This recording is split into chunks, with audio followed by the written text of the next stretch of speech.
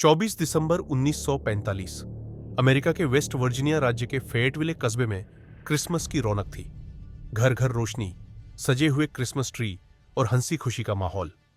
इन्हीं खुशियों के बीच जॉर्ज और जेनी सॉडर अपने 10 बच्चों के साथ अपने घर में मौजूद थे। यह परिवार अपनी जिंदगी के सुनहरे दिनों में से एक जी रहा था, मगर किसे पता था कि कुछ ही घंटों बाद इस परिवार की हंसी खुशी उजड़ जाएगी। एक हादसा, एक आग सब कुछ बदल देगी। एक ऐसी आग जिसने घर को राख में बदल दिया और साथ ही 5 बच्चों को इस दुनिया से छीन लिया। लेकिन यह कोई साधारण आग नहीं थी। इसमें ऐसे रहस्य छिपे थे जिन्होंने आज तक लोगों को हैरान कर रखा है। क्योंकि जब आग बुझ गई और मलबा खंगाला गया तो 5 बच्चों में से किसी का भी शरीर नहीं मिला। एक भी हड्डी नहीं, कोई निशान नहीं। सवाल यह उठता है कि अगर वो आग में जले नहीं तो आखिर गए कहां? क्या बच्चे उसी आग में खत्म हो गए या उन्हें किसी ने वहां से निकाल लिया?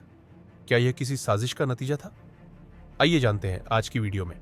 जॉर्ज सॉडर, जिनका असली नाम जॉर्जियो सोडू था, सिर्फ 13 साल की उम्र में इटली से अमेरिका आए थे। वहां आकर उन्होंने मेहनत की, ट्रकिंग कंपनी शुरू की और बिजनेस को आगे बढ़ाया। साल 1922 में उन्होंने जेनी सिप्रियानी से शादी की और फिर शुरू हुई एक खुशहाल जिंदगी। 10 बच्चों के साथ उनका घर हमेशा रौनक से भरा रहता था। इलाके में उनका परिवार एक रिप्यूटेड और मिडिल क्लास परिवार माना जाता था। लेकिन जॉर्ज एक ऐसे इंसान थे जो अपनी राय खुलकर रखते थे। वो इटली के तानाशाह बेनिटो मुसोलिनी के खिलाफ खुलकर बोलते थे और शायद यही उनकी सबसे बड़ी गलती साबित हुई, क्योंकि इटालियन समुदाय के कई लोग उनकी राय से नाखुश थे। उन्हें धमकियां भी मिली कि अगर उन्होंने बोलना बंद नहीं किया तो उनके परिवार को इसकी कीमत चुकानी होगी। 24 दिसंबर 1945 की शाम पूरा परिवार त्योहार मना रहा था। बच्चों को देर तक जागने की इजाजत मिली। सबसे छोटे बच्चे और माता पिता जल्दी सो गए। सब कुछ सामान्य था। रात करीब 1 बजे जेनी की नींद एक अजीब फोन कॉल से खुली। दूसरी तरफ एक महिला थी। उसने किसी अनजान नाम के बारे में पूछा। जब जेनी ने कहा कि आप गलत नंबर पर कॉल कर रही हैं, तो वो औरत हंसने लगी और अचानक फोन काट दिया। जेनी ने इसे मजाक समझकर नजरअंदाज किया, लेकिन कुछ ही देर बाद उन्होंने छत पर कुछ गिरने और लुढ़कने की आवाज सुनी और फिर घर धुएं से भरने लगा। जॉर्ज और जेनी ने तुरंत बच्चों को बचाने की कोशिश की। 4 बच्चों को तो किसी तरह बाहर निकाल लिया गया, लेकिन 5 बच्चे मॉरिस, मार्था, लुई, जेनी और बेट्टी भीतर ही फंस गए। जॉर्ज ने खिड़की तोड़कर अंदर जाने की कोशिश की। हाथ पैर घायल हो गए। उन्होंने अटारी तक पहुंचने के लिए सीढ़ी ढूंढी, लेकिन सीढ़ी गायब थी। उन्होंने ट्रकों की मदद से ऊपर चढ़ने की सोची, लेकिन दोनों ट्रक अचानक खराब हो गए। घर जलता रहा और उनकी आंखों के सामने उनका पूरा संसार राख हो गया। जब फायर ब्रिगेड पहुंची और मलबा खंगाला गया तो हैरान कर देने वाली बात सामने आई। 5 बच्चों का कोई निशान नहीं मिला। आधिकारिक तौर पर कहा गया कि आग शॉर्ट सर्किट से लगी, लेकिन सवाल था, अगर बिजली की वजह से आग लगी तो घर की लाइट्स देर तक कैसे जलती रही?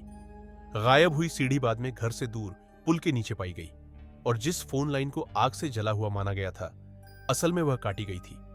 पड़ोसियों ने बताया कि उस रात उन्होंने घर के पास एक अजीब गाड़ी खड़ी देखी थी।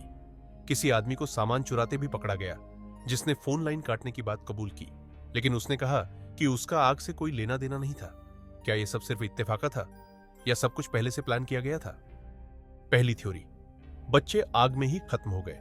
यह सबसे आसान और सीधी एक्सप्लेनेशन है, लेकिन समस्या यह है कि वैज्ञानिकों के अनुसार इंसानी हड्डियां इतनी आसानी से पूरी तरह नष्ट नहीं होती।